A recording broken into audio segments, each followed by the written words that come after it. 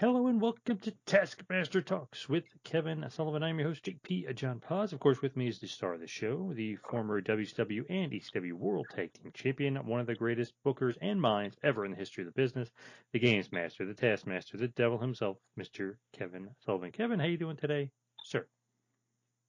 I'm doing great, JP. As I told you off camera, I just came back from doing the Vice's new program, The Territories, and it was very good. I really enjoyed it. I got to see Gerald Briscoe, Steve Kern, Bob Roop, and Brian Blair. It was very enjoyable. When do you think that's going to air? It's September. Yeah, Oh, so they're doing soon. the series about the territories, so it'll be good. It'll bring people back in the day. You know. Good idea. I mean, obviously, Dark Side of the Ring kind of jumped the shark a bit, and I know we mentioned it. They had some problems, and a lot of people were against a lot of the stuff that they put out. But they did put out some good episodes, though. Yeah, but like we talked about, you're asking guys to remember in detail 25 years ago, and especially the plane ride from Help. There was a bunch of them in WWF. You know what I mean? And people got them. Confused. Like Rob Van Dam was very upset at them. Wasn't Jim Ross very upset at them also? Yep. Tommy Dreamer, Flair. Yep. Yeah. So this was, I think, a much. There was a little bit of dark side to our thing too. We had Eddie Graham, Mike Graham. Sad endings. Eddie's brother Skip, sad ending. Mike's son, a sad ending. Mike's grandfather, a sad ending. So it wasn't just all roses, but it was good to go back to when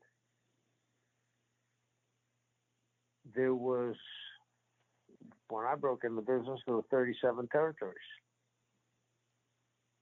So it was a different time, a different era, and evolution. It had to evolve to what it is today.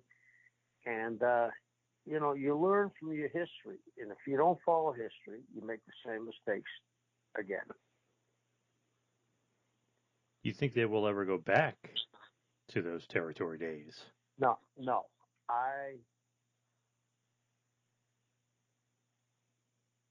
I don't want anybody to take this the wrong way. Okay, JP? Mm-hmm.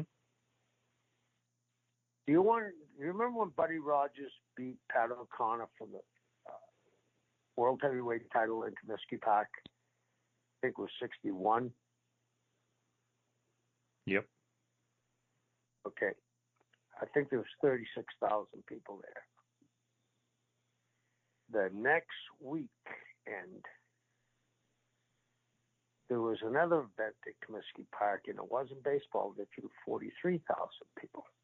What do you think it was? A lot. What? A lot, like a lot of people, right? What do you think it was? The event that drew them? It wasn't baseball. It wasn't No. White Sox. So what do you think 43,000 people came to see? Well, either it wasn't a concert. Wrestling or roller derby, right? It was roller derby.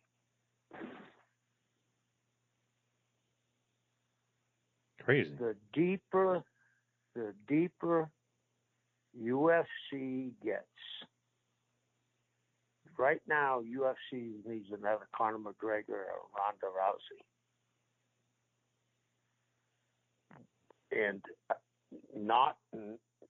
they're doing numbers that are very good in this day and age for television because of streaming and everything else.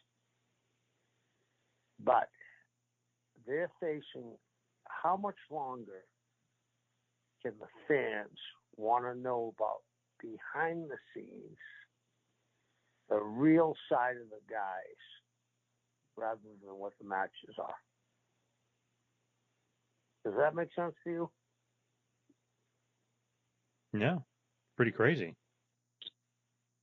I'm going to go one step further. Suppose we were watching the Super Bowl,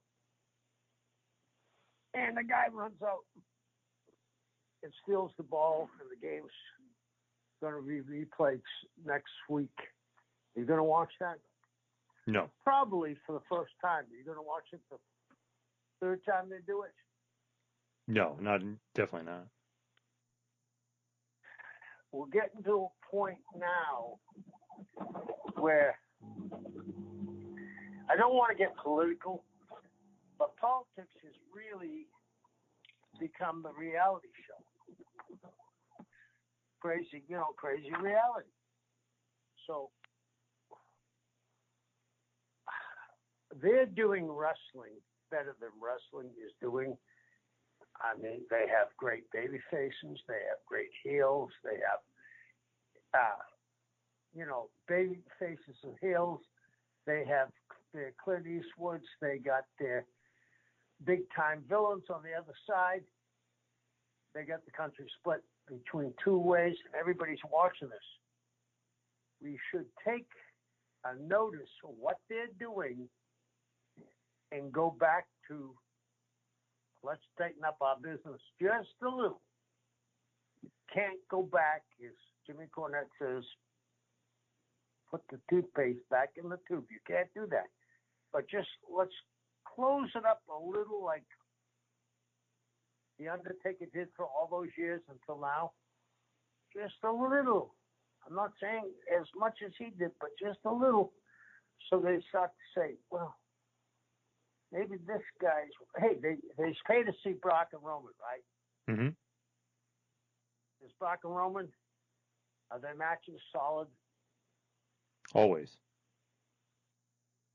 Maybe we should start to do something like that. And look how Brock transformed from the killing machine to the lovable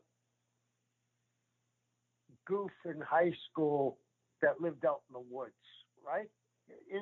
Am I wrong by calling him that? Yeah, for sure. Isn't that what he is? Yeah, I think so. He's got the smile. He's got the shirt cut off to show his muscles. He's got the goofy hairdo. I mean, and then you got the other guy that my wife thinks is the most handsomest guy that ever walked the planet. You know, it's the old thing that Nash says. They either want to beat you up or want to be with you. So, little.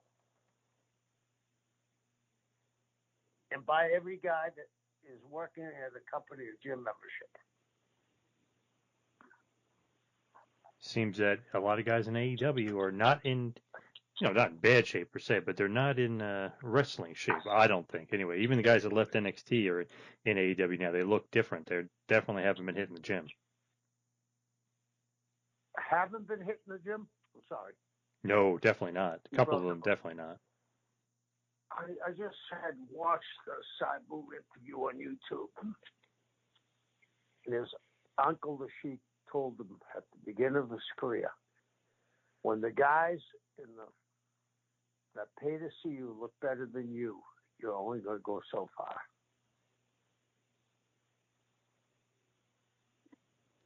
Not a bad thought. I agree. You don't want to look like the guys in the crowd or worse than the guys in the crowd, yeah. Right. So as far as today, and just going back into the history books here, I want to go back to 1991, Superbrawl 1, which was on May 19th, St. Petersburg, Florida, at the Bayfront Center. The attendance was over 6,000. The tagline is "The Return from the Rising Sun," and the pay-per-view buy rate was 150K. So not bad here. 6,000 in attendance, 150K on pay-per-view, and St. Petersburg, you're home away from home. Yeah, I'm going to interrupt you.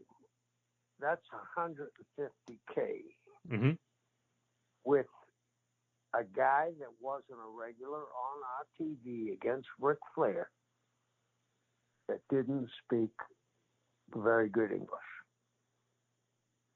It's true. That was a match that was designed to see a world title match. So I think today that would translate to 400,000 buy rates. It's going back to what I said earlier about tightening it up a little.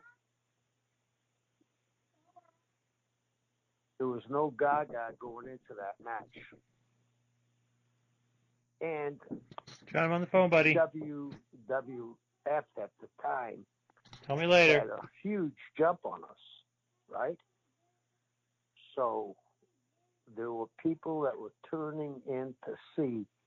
I'm not going to say they thought it was completely real, but they knew they were going to see a masterful match.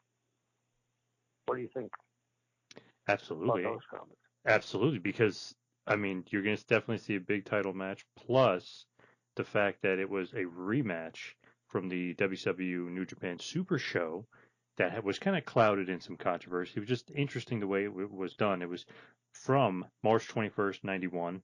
It was kind of a big foray for WCW and New Japan to have this big team up together. Flair versus Fujinami is the main event.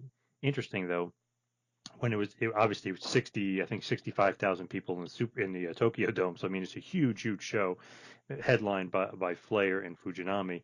Flair's NWA Championship, quote unquote, is on the line, but not the WCW Championship. But in the U.S. for WCW, that was considered just one belt. So the pay-per-view announcers were explaining that Fujinami's IWGP World Heavyweight Championship is on the line, and Flair's quote-unquote NWA Championship, but not WCW. Very weird and kind of, I don't know, kind of doesn't make sense, but right? I mean, like, weird way to go about it. I thought it was horribly designed. Mm-hmm. I thought it was horribly designed. That's like saying, and they've done it in boxing, John. You know that, right, JP? Oh, yeah, all the time, yeah. Didn't Tyson, when he lost, one of the times he lost the WBC, but he didn't lose the WBA, some bullshit like that. I mean, come on, if you lose, lose the championship, you know? You don't lose the lineal championship. I don't know who came up with that, whose brainstorm that was, but they didn't know wrestling. And the outcome of the match, too, was different in Japan than what it was in the U.S. So the outcome really is Flair gets pinned by Fujinami, counted by Tiger Hattori, who replaced the NWA referee Bill Alfonso, who was knocked out during a spot in the match. So then Fujinami wins the U.S. Championship. But the title change was ignored in the U.S., claiming that Fujinami had been disqualified for throwing Ric Flair over the top rope and that Alfonso had been knocked out. Thus, Fujinami could not win the match. So the rematch here at Superbrawl between the two was for the NWA title, which was really the WCW title in essence, but all the promotional material for WCW said it was a rematch. All the Japan material said that it was a rematch, but it wasn't one of the things where Flair's defending the title. It was a rematch for Flair, and Fujinami was defending the title. So very, very confusing, like the way it was set up differently in the U.S. than Japan. I can make it a lot clearer for you. Yeah. Okay. Yep. When I was just at Vice, and they were talking about that's a dusty finish, right? Yes, big time. I said that is not a dusty finish. One time when I was being the surrogate son for Eddie, I watched the best of 1972 Championship Wrestling from Florida. They played at the end of the year. After it played, that was on Saturday. Sunday, I went fishing with Eddie. I go on there, and I almost cost the booker his job. It was Louis Pellette, a very, very smart guy. Very smart. Pat Patterson smart. French-Canadian. Eddie said, what do you think of the matches? And every one, the referee got knocked down the finish. He said, what? I said, every one, the referee got knocked down the finish. So you're promoting, Eddie, that every championship match, the referee's going to get knocked down and it's going to be a screw finish. He went out of his mind. You can only do that bullshit and I saw it just recently, and I don't know, and this is no disrespect to anybody. You know, when I talk about patents, John, Mm-hmm. that's the worst thing we can fall into as I don't know, an agent or a booker or whatever they want to call it today. You should write your finishes down and don't go into the, what are we going to do tonight? Hey, we'll have the referee bump. They used to start finishes like this. The referee will do a referee bump. Wait a minute. We did that 3 weeks ago. Either the referees were incompetent or this is a work. So, and then they added the other stipulation. You didn't know who won the belt or who was champion. It was the perfect example where WCW was in 1991. Yeah, who is kind of like responsible for all this? I mean, obviously they're trying to make New Japan happy, but it's so convoluted and confusing, so they're trying to make WCW happy. It doesn't really work that way, right? No, it doesn't. I think, I don't know, but I'm going to say, wasn't heard there then, but Yes. now. Yep. And I think he kind of,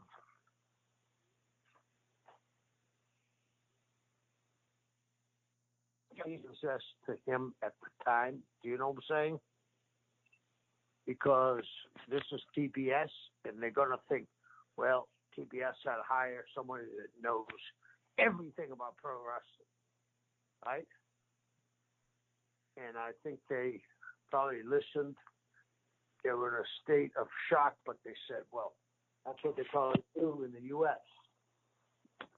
So, I have no idea. So when people say dusty finish, I mean, is that like a good thing or a bad thing? Because I think a lot of people have negative connotations towards the dusty finish. Well, what I'm saying, it wasn't a dusty finish. Dusty just saw it done. It started with history lessons. Alert, alert, alert. It started with Doc Sapolis in Houston in the early 50s. Transferred to the Funks, transferred to Eddie Graham, who transferred it to Florida, who Louis Tillett was one of the early bookers. It was then transferred to a lot of the bookers and a lot of the very smart guys in the wrestling business. But we all fall in patents. That's why I say, if you're an agent or whatever you're doing, you should write your finishes down to know what you did 3 months ago. When people say though, like for this, like dusty finish, like do you always just think of just not even just that effect is called dusty finish, but the actual finish of that? Do you hate that just in general? Should the world title match always have some sort of clean finish?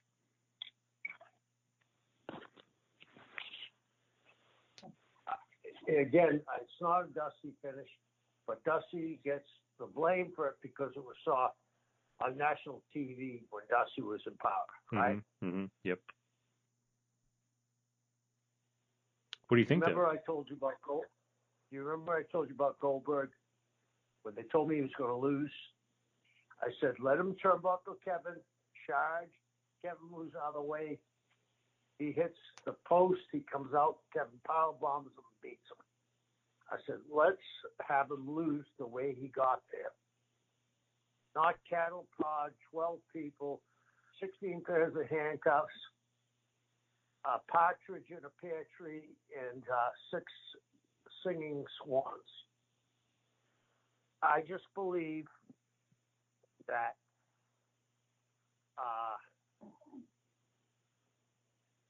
our championship belt should be protected at all times.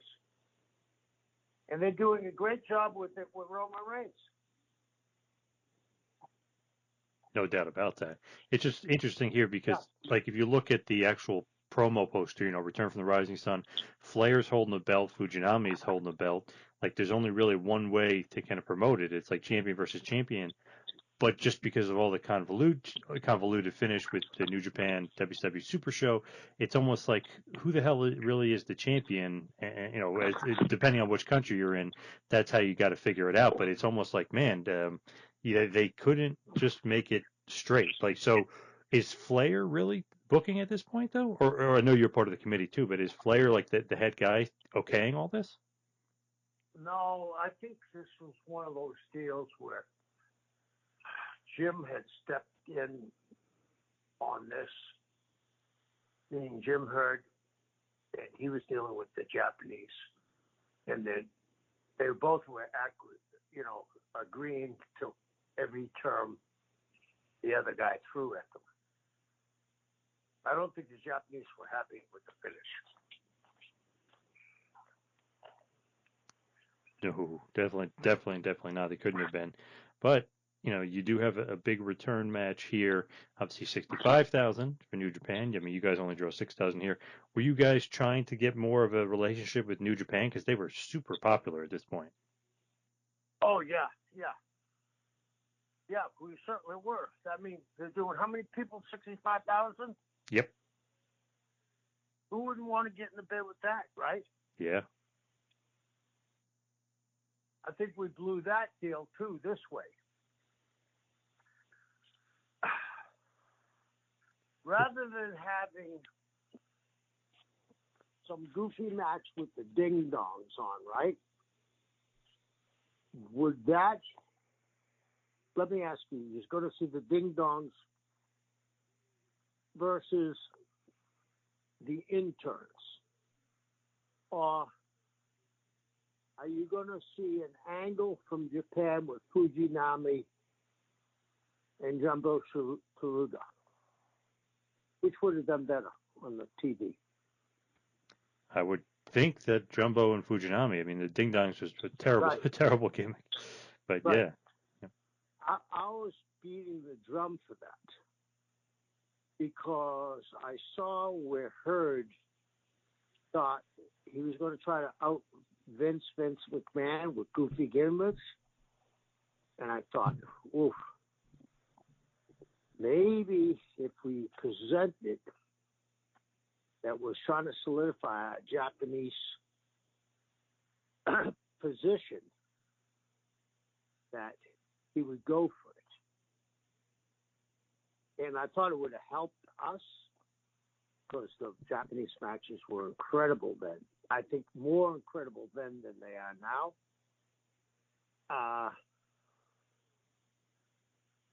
It would have made our show a lot more solid, take away a lot of the bullshit, but Hurd knew better because he put double pepperoni on pizzas.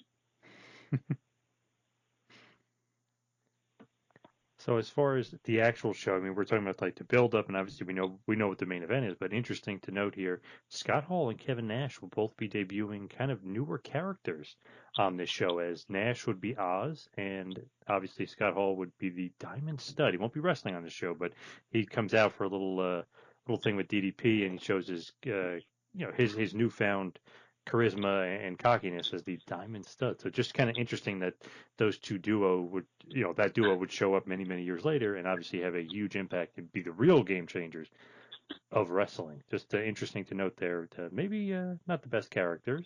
Well, Diamond Stud's cool, but Oz is awful. Horrible. Let me ask you this. You're the booker, and you want to make sure you're solidified in the top spot. Along comes a 7-foot bodybuilding champion who's witty as shit, can talk on any subject, cuts a great interview. Green, yes, but Goldberg was green too, ladies and gentlemen. When you started by beating Hugh Morris, why would you beat a guy or put him in a dunce cap unless you wanted to squash him from want to step on the egg of the serpent before he grew.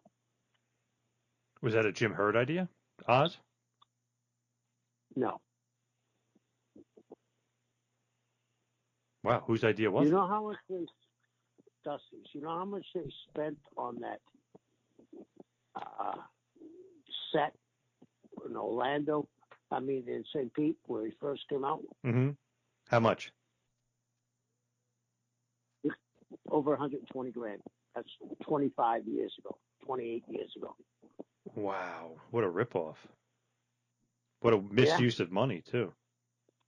Yeah. Huh, what a waste. And obviously, I guess maybe Turner owns Wizard of Oz or owned Wizard of Oz. I don't know if did that play anything into it. That's what it's all about. That was all it was all about. They bought the library. Good catch, JP. You're absolutely right. They're trying to integrate Turner Classics with wrestling. Some things just don't go together. No. That'd be one of them. It's like to me, sushi and milk. Yeah, that's disgusting. Yeah, that doesn't go together at all. Yeah. Yeah. So the first matchup, well, Brandy Brown, whoever the heck that is, does America the Beautiful, and we're off and running here. The first match, the Fabulous Freebirds, Michael Hayes and Jimmy Garvin, defeat the Young Pistols, Tracy Smothers and Steve Armstrong, for the vacant WCW United States Tag Team Championship. The match was actually, well, it goes about 10 minutes, but the match is actually pretty good. I think the Young Pistols were damn good, Armstrong and Smothers. And obviously, the Freebirds were okay. I mean, I like Michael P.S. Hayes, but obviously Smothers and Armstrong are the two workers. Let me ask you this. Can you tell me an Armstrong that can't work? No. That's up. And Tracy was a great performer. Funny. Somehow. Go ahead. I was going to say it's funny. I think Road Dogg is the worst one, but he's the most famous. But not worst, but I mean, maybe the least worker, but he's probably the most charismatic. Yeah, the greatest talker of all time. So I just saw him about a month ago. And I said, if Brad could have talked like you or you could have worked for Brad, you'd both been world champions. And we laughed, and it was the truth. I mean, he was the least smoothest worker of all the Armstrongs. But the best talker. But he was the greatest talker. Got that from his dad. But Tracy, I've been getting into a time you look back in your life and reflect on different things. And sometimes you see guys and you say, what happened to them? And you say, something had to happen to them to get into this position physically and mentally, because I believe your mental health has a lot to do with your physical health. And Tracy could have been a huge star, but something happened. I believe, maybe I'm being an amateur psychiatrist, something must have happened in his life that was so overcoming that he kind of went into a shell. Because when I put those guys together as the Wild Eye Southern Boys, actually was Sir Oliver Humperdinck, who was my assistant in Florida. And brother, those kids got over. And they would be like 20 and 21. And they got over. How that didn't last is beyond me. Yeah, it's crazy. I've wanted to fail to mention. It could have been like the Rock and Roll Express. Yeah, I would have loved it. That would have been great. They had that kind of run. And I would have bought it, too, because I love both those guys, especially Tracy. Yeah. And they were, we talked about their body-wise. They looked great, but they could get in that position where they could sell. And when they made the comebacks, they had fire. They had everything going. What happened that they got derailed? Was it our fault? Was it something that we can't explain? Was there an injury? There had to be something, but we missed the boat on them. Dusty and JR are on the call for this one. The next match, Dan Spivey defeats Ricky Morton in about 3 minutes. Really must be giving Spivey a bit of a push here because it's kind of a squash match. Now, that you said that jumps out and punches me in the face. How do you beat Ricky Morton in 3 minutes? A guy that's drawn. People don't understand how much money Ricky and Robert have drawn. I mean, they got a deal. Crockett got a deal on some kind of blue jeans with them promoting it. And they didn't get a dime. These guys were phenomenal. You heard the story about Dusty being pissed off because they outdrew him in a small town with nobody on the card. I mean, I don't know what the hell we were thinking of. I hope to God I raised my hand. I can't remember. I hope I raised my hand and said something in Ricky's defense and not gone along with it. I hope. I'm not saying I did. I just hope. Maybe we thought Danny Spivey was the next big thing. He could have been the next big thing, but he could have had a match of 10 minutes with Ricky. It would have made him better than a 3-minute. I just don't understand what we're thinking there. But I'm going to give us a bit of an out here, okay?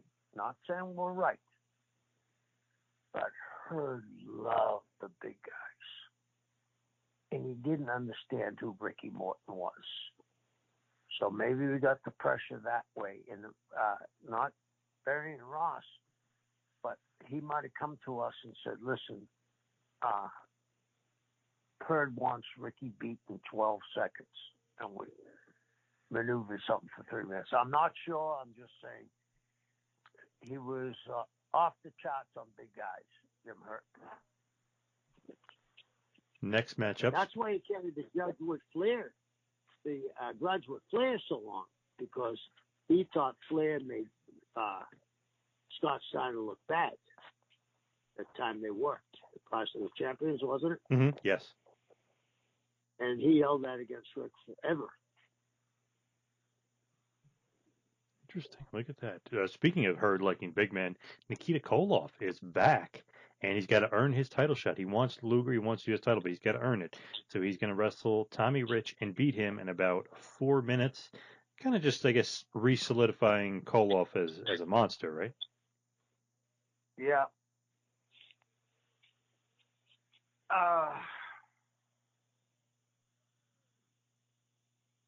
At one time, Tommy Rich was over. The only guy over bigger than him I ever saw was Hulk Hogan at that period. I don't know what happened.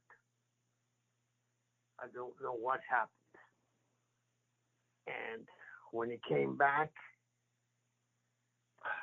we all made the mistake of not resurrecting him.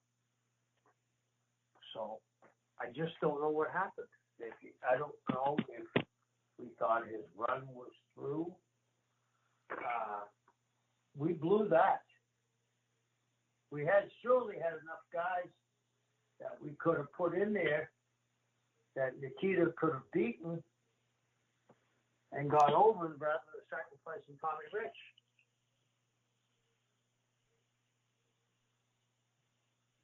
Yeah, definitely. So Nikita here is going to not be done for the night, so just keep him in the back of your mind.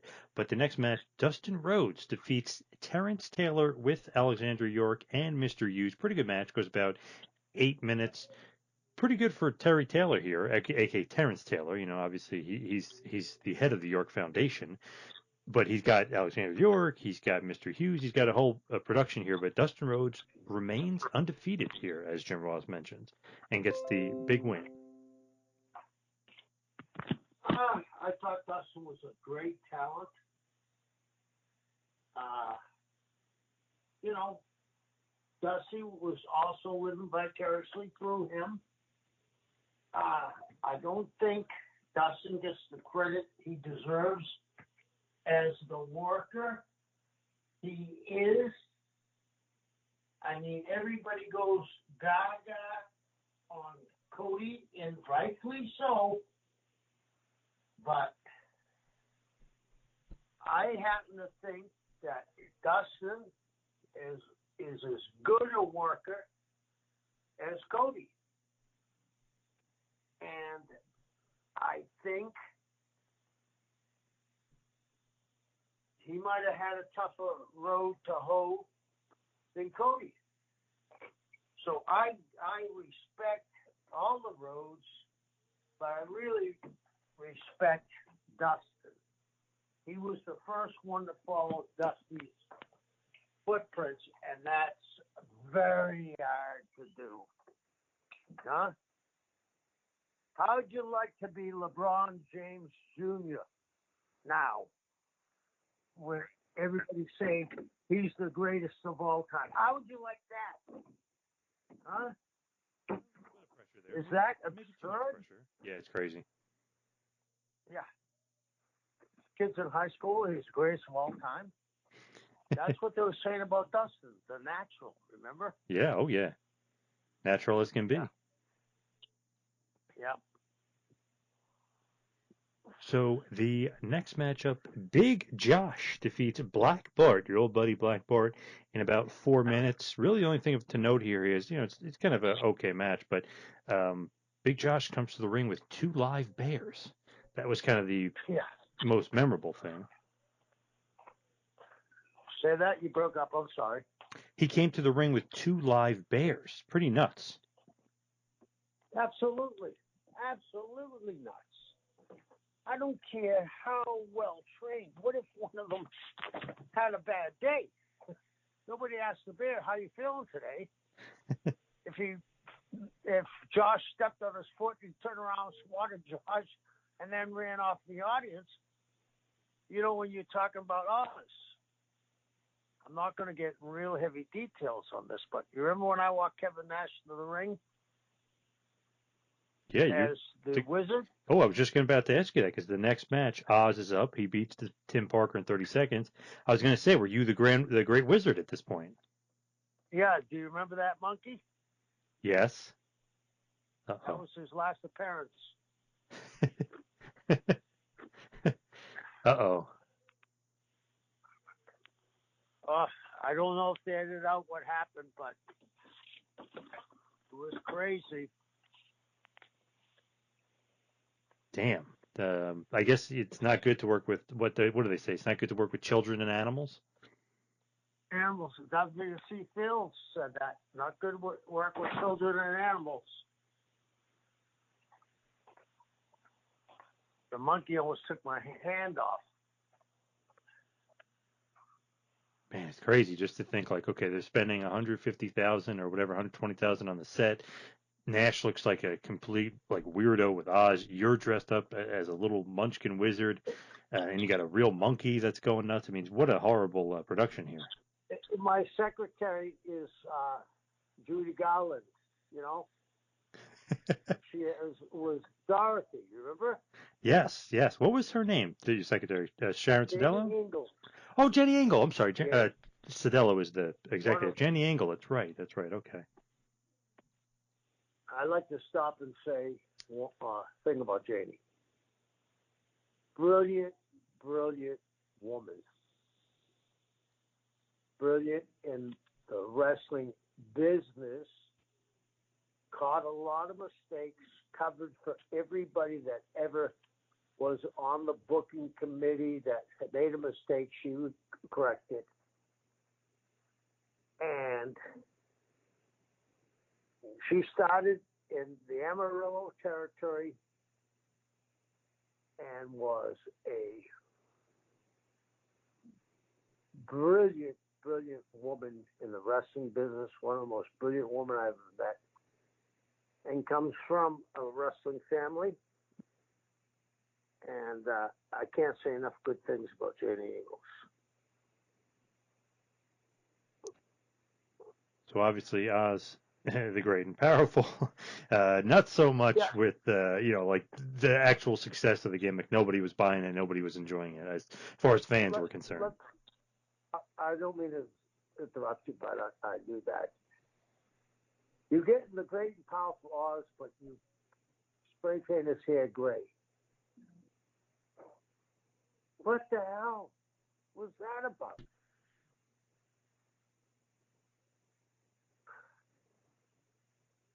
Think about that, JP. Not only was he in a horrible costume, did we cover his body up too with long tights and a singlet like thing and the gray hair? Yep. Wasn't that how it went? Yeah, JP? absolutely. Yeah, absolutely. Yep. Not a good look. So, And he had that gigantic cape and everything else. Yep. yeah. So what I'm saying is this. You couldn't plan this unless you wanted the thing to fail. There's no way you could have came up with this horseshit unless you wanted it to fail. It was not good. Not good at all. They also, No. you guys did have a segment too with Paulie Dangerously. He comes out. He has this in-ring interview segment with Stan Hansen. He basically challenges Dustin Rhodes. But how come you guys didn't have, the legendary Stan Hansen actually wrestling on the card? Because he's in his tights and everything. But how come you guys don't have him wrestle? I think, and again, this is a long time ago, I think they didn't come up with the price for him to wrestle. And I don't think Hansen really wanted to wrestle on some shit card that we were putting together when his life was on the line with the Japanese people. Do you know what I'm saying? Yep. He only worked in Japan, basically. And, okay, I'll do a promo, and for the Japanese to see me that I'm doing a promo elevates me, but I'm not working with some guy that doesn't know how to work and could make me look bad in front of the Japanese. I think it was a great decision on Hansen's part. So then we have Flying Brian Pillman losing to Barry Windham in a tape fist match. The match only goes about 6 minutes or so, but it is very good. Very good match with Barry getting the big W there. I always loved Barry, especially in this time period when he's really, he's still in shape. He's still really focused. I mean, Barry Windham is one of the best. I've been in the ring with a lot of guys. Barry Windham, Ric Flair has said it. I'm sure plenty of the guys have said it. I don't think I've been in a ring with two better baby faces of all times. Barry's right up there when he was, 220 pounds, 6'5", blonde hair. Should have played in the NFL. Like when you said when he was in that top-notch shape, you'd throw Barry over the top rope. He wouldn't even touch it and could land like splattered. He had great comeback. Girls cried like he was an idol when you beat them up. I used to love in Orlando. The crowd was on top of you. And most crowds in Florida, we drew women in Tampa, Miami, Fort Lauderdale, but in Orlando, we drew a lot of them, and they're all crying their eyes out when you hit Barry. I mean, I would especially lay them in on Barry in Orlando because I knew, first of all, he couldn't hurt Barry, that he would anticipate anything he'd do if he went to kick him from I'd be on the apron, he'd be on the floor. He knew when to just pull it away that I didn't have full extension. And I watched the women go absolutely nuts. I mean, I can't tell you what I think, how great he was. So then we have the Diamond Mine, which is like a Piper's Pit type segment with DDP.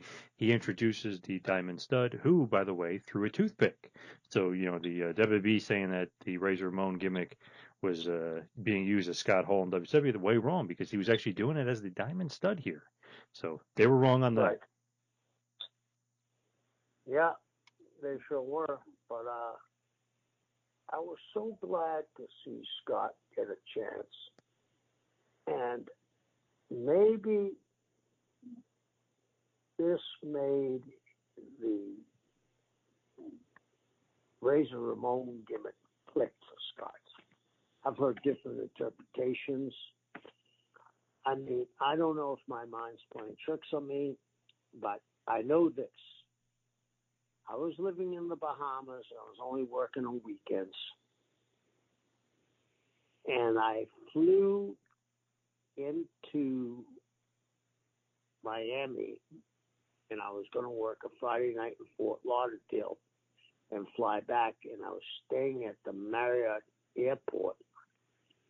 And I went to the bar, and Scott was there, and he was meeting McMahon. And he told me that this was the big meeting, and he didn't know what to pitch. And he said, I just need to get a job to take care of my family.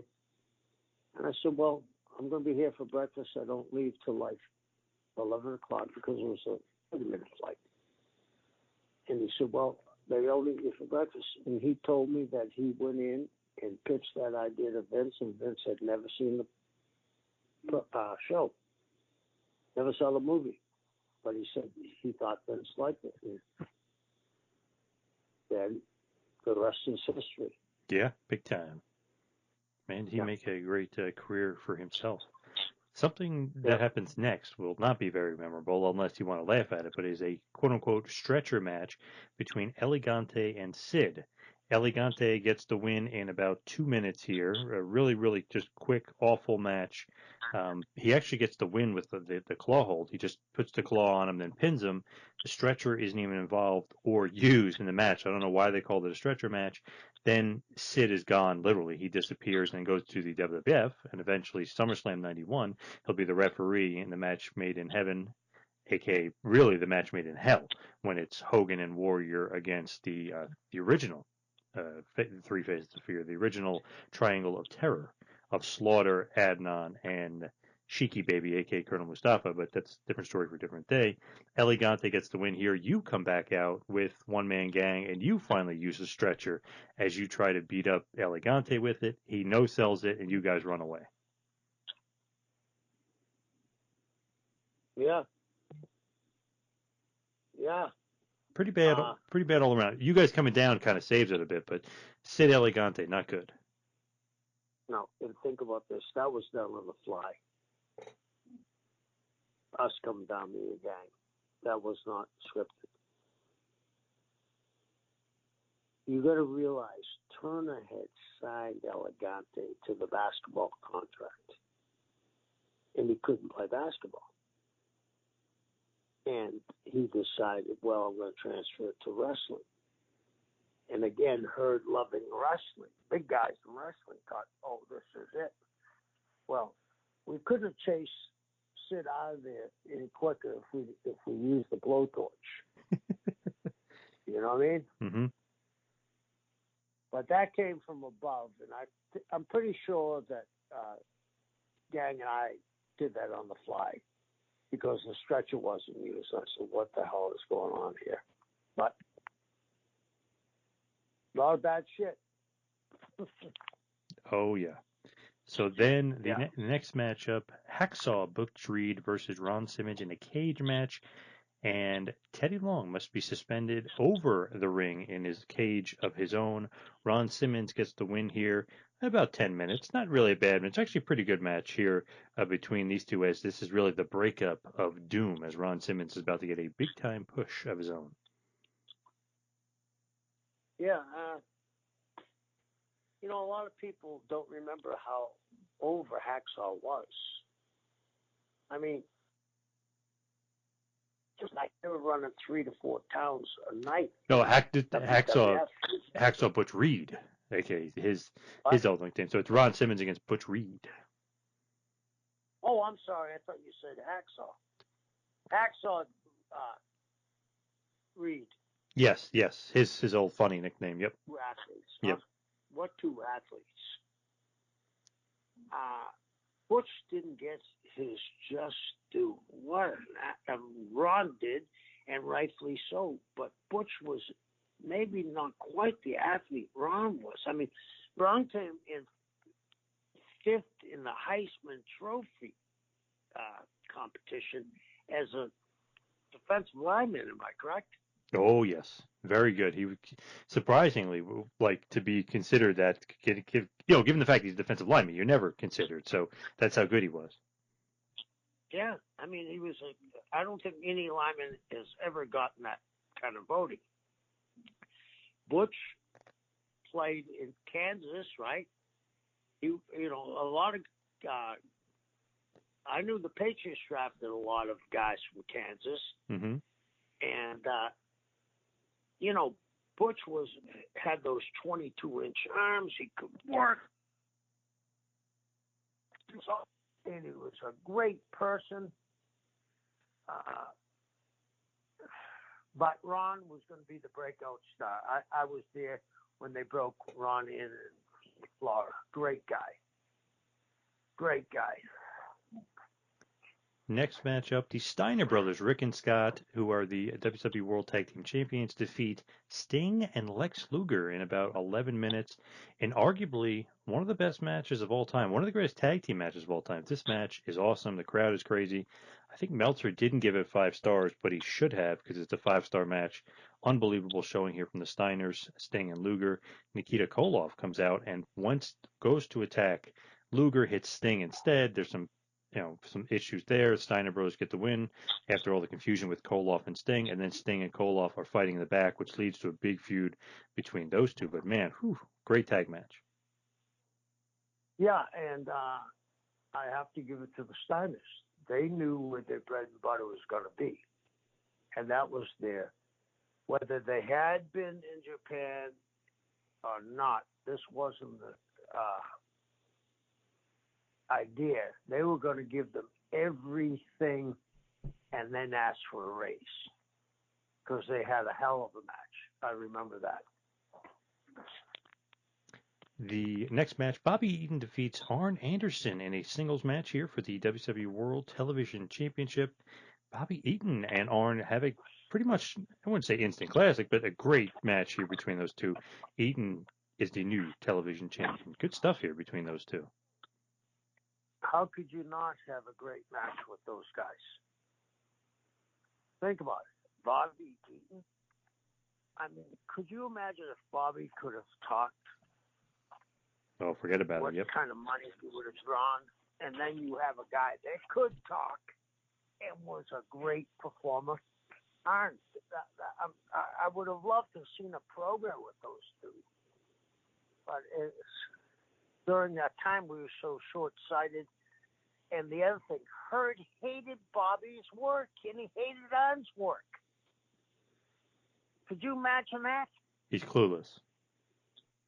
I remember him coming to me and said, "Why you got them working? They're just paratrooped in. They can't draw flies."